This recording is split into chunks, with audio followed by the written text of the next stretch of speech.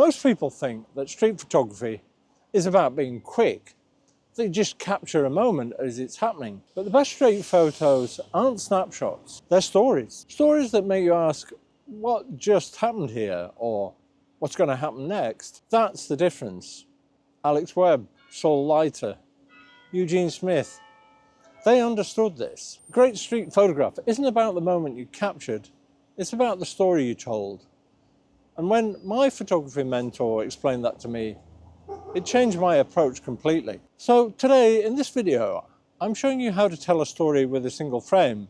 It's not just about taking better photos, it's about how to build a better narrative. Right, before anything else, what actually makes something a story? Because this is where most people get stuck. They take technically perfect photos that mean nothing. And there is nothing wrong with that. They can be beautiful to look at. But today, we're talking about storytelling. A story has one simple test. Well, to me anyway. Does it make someone ask a question? What's happening here? What just happened? Where is she going? Why is he waiting? If your image makes someone curious, even for a second or two, stops them scrolling, then you've told a story. If they just think that's a nice photo and scroll past, to me, that's a snapshot. Here's a well-composed photo I took earlier. Good light, it's just someone walking past, but it tells me nothing. There's no story there. Now here's another photo I took. Man on his phone, talking animatedly. Now I'm asking questions. Who's he talking to? What's so important? Why is he getting so excited? Now that's the difference. We're not just capturing moments, we're building questions.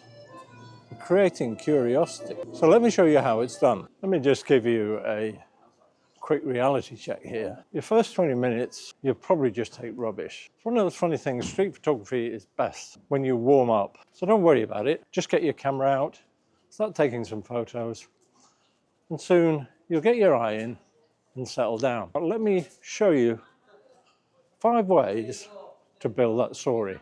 First thing our story needs is empathy and emotion. Without this, you've just really got documentation. So what you need to look for is genuine human moments. Friends meeting up, laughing together, lovers sharing a coffee. When you capture that, you give me character, and characters are where stories start. And look out for theatrics too, because that brings drama into your photo. Sometimes it might be just contrasting colors rather than human interactions. Here's the storytelling principle. Emotion creates investment. If I don't care about your subject, I don't care about their story. Ernest Haas famously said, I'm not interested in shooting new things. I'm interested to see things new. Find the emotion first, and that's your story's foundation. If you want a quick idea of my settings, I'm shooting predominantly in aperture priority. And when I'm looking for things like human interactions, I'm shooting wide open, probably at something like f2.8 or wider. I'm lucky I've got a very wide aperture lens, so that helps to take away anything in the background that I don't want distracting from the action that is going on. Every story needs some tension, conflict, contrast. Without it, nothing happens. This is how you create it. You can use juxtaposition. Now sometimes you might get lucky. You might find a sign pointing one direction, somebody walking in the other. But it can be something quite simple, like old and new stood together, like I found with these 2 guys eating their pasties. You might see some chaos. Flock of pigeons suddenly taking flight behind somebody sitting peacefully. Saul Leiter called this visual theatre. The stage is already set, the contrasting elements, you're just waiting for your actors. So keep your eyes open. One of those things, you won't know it till you see it, and you'll spot the irony, the comedy, the contrast, the conflict. The question you need to be asking yourself when you're putting them in the image is, why do I want these 2 things to share the same frame? What does that tell us? If you can't answer that, you probably haven't got a good enough story yet. Wait for something that's better aligned. Be patient.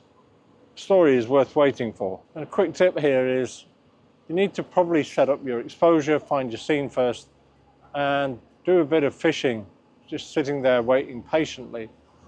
So I generally expose for the highlights to make sure nothing's blown.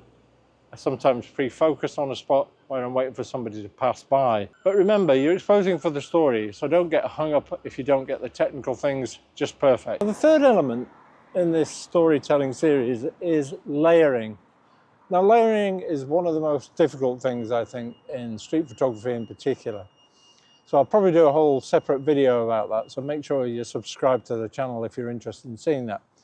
But the first thing to do is find your interesting background. So every layer you put into your photo builds up the narrative in your story. Think of it like writing a sentence. You need a subject, you need a verb, and you need an object. So your background layer, this answers where. So look for something perhaps with interesting light, maybe a meaningful wall, a sign, a shop window. This establishes the kind of world of your story. Then you wait, because you need someone to walk into your middle ground. That's your action. This answers what's happening, not just anyone. You need the right person that builds on your narrative. Maybe they're rushing, that's urgency. Maybe they're stopping to look, that's curiosity. That's your story's action. And then you need your foreground. Now, frame through something. This works really well if you like framing through a window looking into a cafe, for example. Use a reflection, put another person right in your foreground, out of focus. This answers whose perspective this is from. It makes your viewer feel they're discovering the story, not just looking at it. Now, what most people miss is that each layer must add something to your story. If your background is just a nice wall, you haven't established your setting. Ask yourself, does each layer answer a question about this narrative? Now, often I shoot this much narrower, like f8 or f11, but I really focus on making sure I've got the elements stacked right. Am I building my story right? And don't get too worried about my technical settings. This often takes a lot of patience, because you really need to hunt and find that background first and then wait around for the thing that you need to complete the story, particularly your main subject. But when they all align, that's when somebody looks at your images and start asking the questions, and you know you've got a story. So I found one option here. So I've got some street furniture I can put out of focus in the foreground. Because I'm looking at a corner, I've got some depth straight into the shop. I've got an interesting brightly coloured sign over the doorway. I'm looking for something probably like a green colour to come by. And I was lucky with the Deliveroo guy coming by and his turquoise bag matching the sign. Didn't get him perfectly sharp because he just came out of nowhere. But it's not, to me, it's not important to have it technically always perfectly sharp. What's more important is I've built up the narrative and I've built up the story. So the fourth element you need in your photos is some ambiguity, some mystery, the unanswered question. Now, this is a bit of a paradox. The best stories don't answer everything. They leave at least one question unanswered. That's often what makes someone look twice and creates that curiosity gap you're looking for. Now, you can do this by using light and shadow, using something in your foreground to obscure part of the image. Maybe it's the framing you've chosen where you've left out the head and shoulders of a person. Saul Leiter was a master at this. He left out just enough so that it really aroused your curiosity. So this is the story principle. Answered questions end stories, but unanswered questions keep them alive. You can do this a couple of ways. One way is to use a very slow shutter speed, so you blur your photos.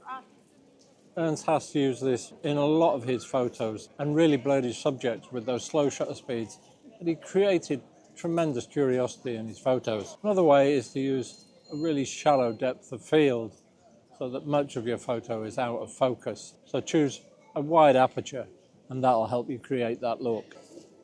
And just on the story of looks, I've processed all the photos I've shared with you today using DxO's Film Pack 8. Now, full disclosure, I'm a DxO affiliate, but the good news is you can get 15% off any DxO software using the code Richard15. And the fifth and final element is that Cartier-Bresson moment, the decisive moment. Now, don't just think of this as capturing a moment. This is the climax of your story. This is when the light just catches the person in the right way, or their foot just hits the ground. I'll give you a tip here. If you're photographing moving people, it's great if you can get their front foot just touching the ground, so it's usually the front heel. Always looks better. So build up your setting, your background sorted, get your subject, wait for the action. And a good idea is to set your camera in a burst mode or taking continuous photos, so there's a chance you'll get one just at the right moment. And don't worry, you'll miss it more times than you'll get it, probably by 100-fold. But every now and again, everything will align perfectly and you'll get that amazing shot. So just to help you out, let me tell you what is not a story. A beautiful sunset is not a story. Someone walking down the street with good light, that's not a story. A well-composed architectural shot with a person in the foreground for scale, that's not a story. They might be beautiful and great photos, but they don't make you ask questions. They don't create curiosity, and they don't have narrative tension. But with two people sat on the edge looking out, now that becomes more interesting because there's a story there. Now I'm asking, what are they talking about? What are they thinking? What are their plans? You see the difference? The story comes from the relationship between the elements, not the elements themselves. Now, light and shadow create mood, another great storytelling tool. I have a free ebook called How to See Light Like a Professional Photographer. If you want a copy, there's a link in the description and you can download it from there. Now, knowing these 5 elements is one thing, but putting them all together and creating photos that tell stories is another. So here's how you do it. Firstly, walk around and hunt. You're not looking for good scenes, you're looking for story beginnings. Someone waiting, that's got potential. A contrast forming, that's tension. Second, you need to go fishing. After you're hunting, you'll have found your stage and your background. So you're just waiting for the actors now to come onto the stage. Let the world come to you. Trust me, it takes a lot of patience, something I'm not great at, but you're waiting for the story to complete itself. Then thirdly, shoot constantly, but with purpose. Ask yourself, is this a story or just a scene? Does it make someone ask a question? Then train your eye to see narrative, not just moments. Fourthly, I would say, embrace failure. You'll definitely take more shots that you delete rather than keep. That's the gamble. You're trading your time in the hope of getting a great photo. But when you get it, when all 5 elements align, that image tells people a story they'll remember and it'll stop them scrolling. So here's your challenge. Go out for an hour, longer if you've got it, and just walk around, hunt for those stories. And for every scene you photograph, ask yourself, would this make somebody curious? Is there an unanswered question here? Try to capture maybe just 2 or 3 of those elements I've talked about. Don't pressure yourself, just take it easy and enjoy the experience. Don't forget to warm up for those 10 or 20 minutes beforehand. Get your eye in, help you settle down and relax. And be patient. When you see a story forming, the actors coming onto the stage, the tension building, wait for it to peak and then press the shutter. And remember what Ernest Haas said, see things new, not new things. New ways of seeing the stories that are unfolding around you. That's the secret. Don't chase action. Wait for those stories to come to you, and I'll see you next time.